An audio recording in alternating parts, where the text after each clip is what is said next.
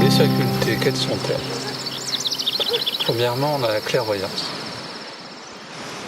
La clairvoyance, c'est peut-être ce qui est le plus connu, entre guillemets. La clairvoyance, qu'est-ce que c'est? En clairvoyance, en fait, les facultés que je vais énumérer là, ce sont un peu des extensions de nos sens physiques.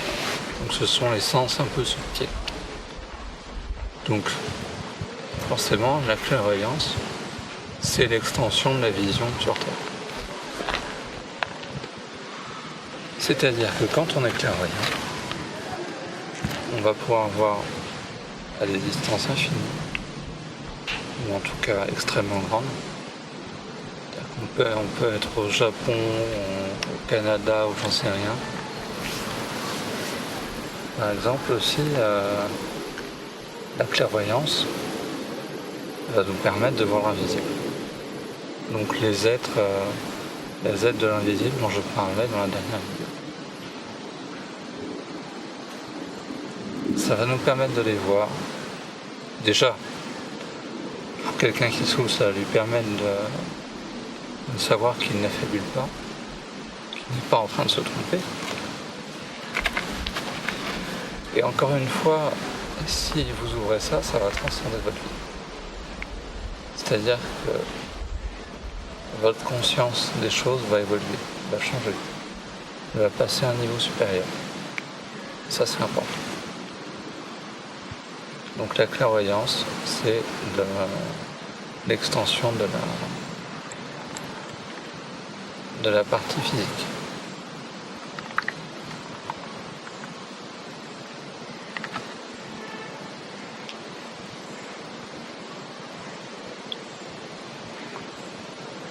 Maintenant, la clairaudience.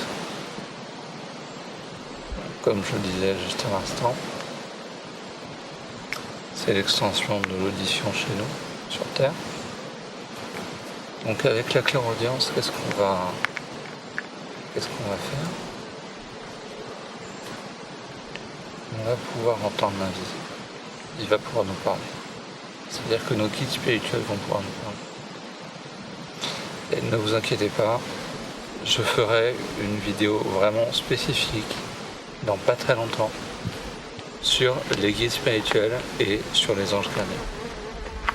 Ce sont deux choses importantes. Bien sûr, il y a beaucoup d'autres choses, mais c'est important ces choses-là. Et quand on commence à l'entendre,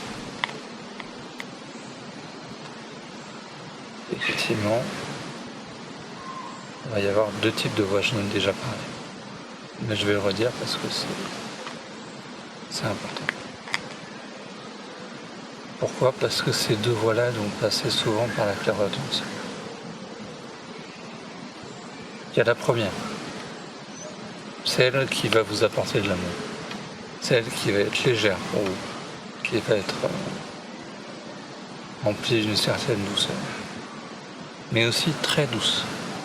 Très douce dans le sens du ton de la voix. Ce que vous allez entendre, c'est très probablement le son de votre voix habituelle. La même que celle que vous entendez quand vous pensez. À la différence, cette voix-là va être beaucoup plus basse au niveau sonore, beaucoup plus calme. Ça, c'est la voix des anges, du Christ et des guides spirituels. Donc ça, c'est vraiment les bonnes voix. Quand vous entendez ça, quand vous repérez ça, là, vous êtes sûr que c'est bon. Petite parenthèse intéressante pour la clairaudience. C'est une phrase que j'ai entendue chez Serge Boulou. Elle est complètement juste. En 3 mots, tout est dit.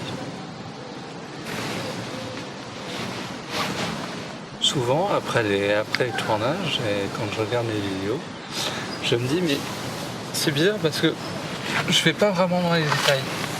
Je vais pas rentrer dans les détails, je vais toujours très, très succinct. Mais en 3 mots, tout est dit. Donc si on va vers l'essentiel, pourquoi est-ce qu'on aurait besoin de parler 15 heures sur la même question? On n'a pas besoin.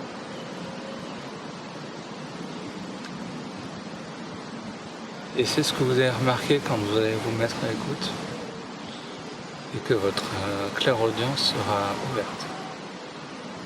En 3 mots, tout est dit. Alors, vous allez me dire, mais Thomas, comment on fait pour repérer que c'est bon? Comment on fait pour repérer que c'est bien une voix d'en haut? Déjà, vous avez une première façon de repérer ça. Votre cœur. C'est-à-dire que si vous prêtez attention à ça, attention, il faut y prêter attention pour que vous puissiez le ressentir. Si vous prêtez attention à votre cœur, quand quelque chose de positif intervient, de positif par rapport à vous, votre cœur va comme s'ouvrir comme ça. Vous allez être transporté par un élan d'amour, de joie, une vague de bonheur. Et des fois même ça peut nous amener à pleurer tellement c'est merveilleux. Je vous assure, ça m'est arrivé plus d'une fois. Donc voilà comment on va repérer, comment on va faire la distinction entre les voix positives et négatives. Maintenant, quelles sont les voix négatives? Les voix négatives, à l'inverse de ce que je viens de dire, elles vont avoir pratiquement le même volume sonore que votre pensée. Mais elles vont être, à la différence, beaucoup plus pesantes. C'est-à-dire que d'un seul coup, justement, si vous prêtez attention au cœur, il va comme se refermer. C'est-à-dire qu'il va se refermer. Je voulais rajouter quelque chose, mais non, il se referme, c'est tout. C'est-à-dire que vous allez ressentir comme une oppression au niveau de votre cœur. Quand je dis cœur, c'est le chakra. Il faudra peut-être que j'en parle d'ailleurs bientôt.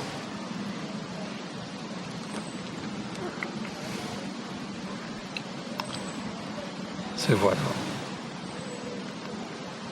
Souvent, elles vont vous pousser à faire des choses qui ne vous ressemblent pas. Le problème étant que bien souvent, les gens ne sont pas assez ouverts. Du coup, ils ne se rendent pas compte de ces voix. Ils pensent que c'est eux. Je vais dire quelque chose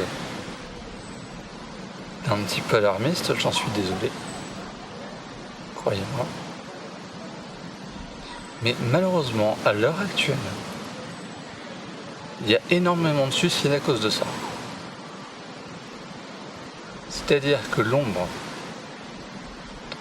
avec les êtres d'en bas, ils vont essayer de parler à leur victime. Donc du coup, la victime va les entendre. Elle va entendre des voix dans sa tête, qui vont la plomber, qui vont la faire chuter en vibration, qui vont la faire devenir plus sombre, même dans son comportement, même dans sa façon d'être, la faire rentrer dans une dépression. Et petit à petit, par la présence de ces voix-là, eh bien le bas va pouvoir la récupérer. Et ce qu'ils vont faire à ce moment-là, c'est qu'ils vont tout simplement lui conseiller de se suicider. Ils vont tout faire pour l'amener au suicide. Pourquoi? Parce qu'une fois de l'autre côté, le monde astral, j'y reviendrai plus tard, plus en détail, mais le monde astral, c'est un monde de création.